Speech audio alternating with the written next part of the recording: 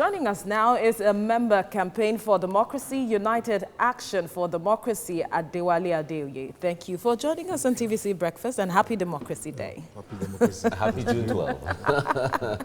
The new Democracy Day. All right, now, you were part of the struggle on June 12th and everything that happened afterwards. Perhaps you might want to relieve that and how significant the recognition is to all of that, the recognition of June 12th as Democracy Day is to that struggle. Yeah, I think it's a very significant thing that at the end of the day, it showed that Abiola did not die in vain. Though it came very late because we came to democratic government in 1999. And for 8 years, we had somebody who was from the same place, Abeokuta with MK Abiola. But there was no effort made to remember him. Now, almost 20 years after or more, it's a glad thing that at least we've taken the bull by the horn to reflect the aspirations of Nigerians. But before now, there was some attempt at recognizing him. UNILAG, University of Lagos, where was to be named after him. Yeah, it was to be named after him, but that never happened. Because of the voices that came up against it. Yeah, because it was not carefully planned. An act of parliament established University of Lagos. So if you want to change that name, you also have to pass through the parliament. So I think they didn't think through the process very well. It was just a kind of political jamboree. But in this case, we have a situation where June 12 has been declared as a public holiday. But then we should admit that this in no way can account for the loss for what people have suffered. People died, people got missing, people cannot be accounted for. Families got broken. I know a lot of journalists that disappeared. There was Chinedu Ofaro, he was in The Guardian. There was Tunde Oladipo, who was shot in Abeokuta. Then many other people like that. We had Delegiwa, because there was a build-up to the June 12 crisis. The June 12 just didn't happen, by accident. When Babangida came in 1985, people had a kind of hope. But in 1986, we saw the true color of the man. A notoriously deceitful leader who, ab initio, set up a government to perpetuate himself in power, a government that was ideologically barren and who was also involved in state terrorism. We know how many students in 1986, students of ABU were murdered at UNN. In 1987, for the first time, they set up a tribunal to try students, people like Chima Obani, people like Emai Zazu, And apart from that, labor was muzzled. At ABU, Patrick Wilmot just he's a Jamaican, one of the most brilliant lecturers. Yeah, but it was people now rose up to say, look, there must be an end to this military rule. Right. Then he was compelled to set up that transition program. But it was set up in a way to ensure that the thing will not succeed. So it was a clearly planned self-secession project, which at the end of the day, led to the loss of lives of many people. We are talking about Abiola. What about this business empire? The Concord Airlines, the Concord newspapers, people that were working there, everything perished just because of June 12. Abiola was the face of the struggle, the face of June 12. But certainly there were so many other Nigerians from the north, south, east, and west who were part of that struggle, who made June 12 thick and make it what we are talking about now. Yes. Now, besides the concept of the philanthropist, the tycoon, the businessman, the politician, the icon, which is MK Abiola, the others who were the tripod on which Abiola stood, if we have to talk about immortalizing them and all of that, what do you think it would look like? Yeah, I think there were a lot of people that worked underground. That were never known. They were not interested in their hands being seen.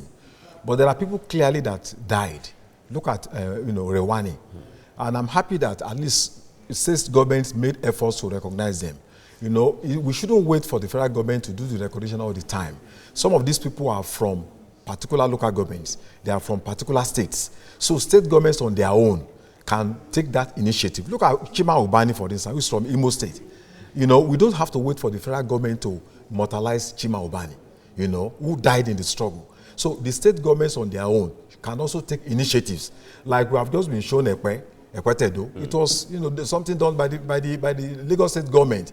Rewane, the street was named after him by the Lagos State government. So we don't all the time need to wait, for the federal government to recognize our heroes.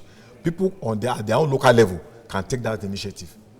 Now, beyond this recognition, some have called for the fact that he was adjudged winner of the election, though not announced that by the results, he is the winner of the election, and so he should be declared president posthumously.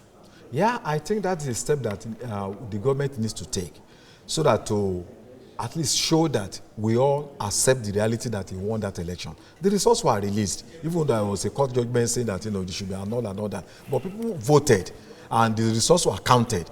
In the barracks, Abiola won because people voted in those areas. In Kano, everywhere. It was the first time that Nigerians, irrespective of religious differences, irrespective of ethnic differences, united as one, and they spoke with one voice. So I think it will be a very impressive thing if the government can admit that reality, that this man actually won that election, and whatever is associated with ex-president, should be accorded to him. Okay, well, I think we are in the process of doing that already. Thank you very much, ADEWALE ADEOYE, for coming.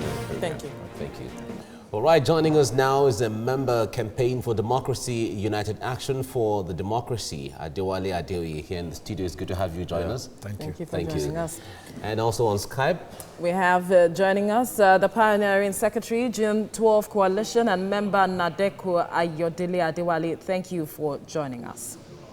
Thank you for having me. All right, Ayo, talk to us from reports this morning. Abiola's son, Kola, says Abiola was a victim of a complex conspiracy, which some NADECO persons, or members rather, were said to be one of them or part of. Well, I would say he's not well informed. There was no member of NADECO that betrayed the struggle. In fact, some of the NADECO leaders were also killed. If you remember Pa Alfred Iwani, he was assassinated in his house, and some had to go on exile, like Asiwaju Bola Ahmed Tinubu, Professor Wole Soyinka. At the point, Chief Ganifa Waimitu had to move out. They decided to come back in. Dr. Becker and some Kuti was in. Pioneero was out. Some of us who were the foot soldiers were also on the street, as many of our colleagues were killed, and all of that. Journalists were killed. And for him to have said that, I would just say it's not detailed with the information that I found.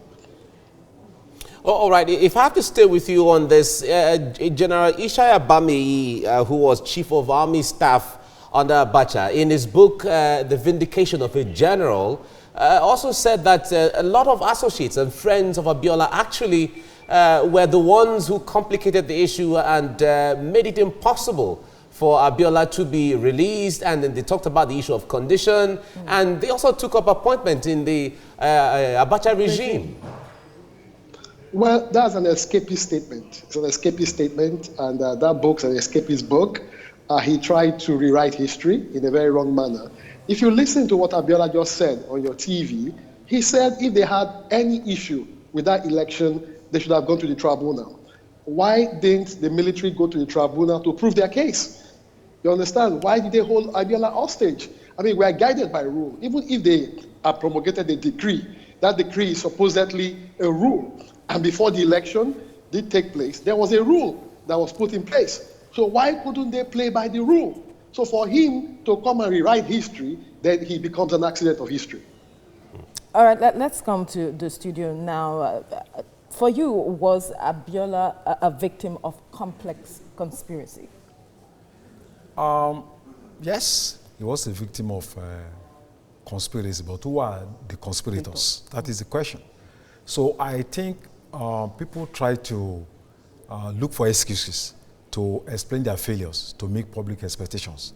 The military that annulled the election, they want to start citing references that some civilians collaborated with them, even though some of those civilians were sponsored by them as agents to penetrate NADECO and also to spy on NADECO leaders. But that is not the most important aspect of history. The most important aspect of history is that NADECO stood on the side of the people, made sacrifices, including paying the supreme price, So if there were conspirators, it was the military itself, that set up a trap. They didn't want to hand over to Abiola. But these persons had the choice of not being used by the military, didn't they? Yeah, I don't think those people were members of NADECO. But there were individuals that the military used. Of course, somebody went to court to say that the election should be annulled. He was a civilian. So there are people like that on the fringe.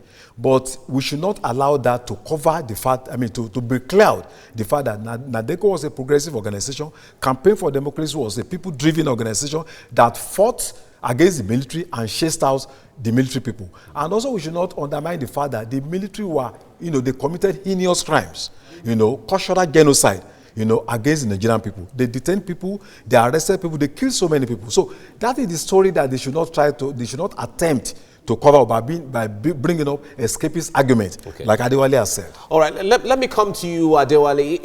If you recall the Ekpetedo proclamation of presidency by MKO Abiola, he talked about the issue of Nigerians rising up to the occasion. Did you feel that Nigerians got the message of MKO Abiola at that time, of them owning and of them even hitting the streets and taking that mandate upon themselves to defend the mandate? Of course, the Nigerian people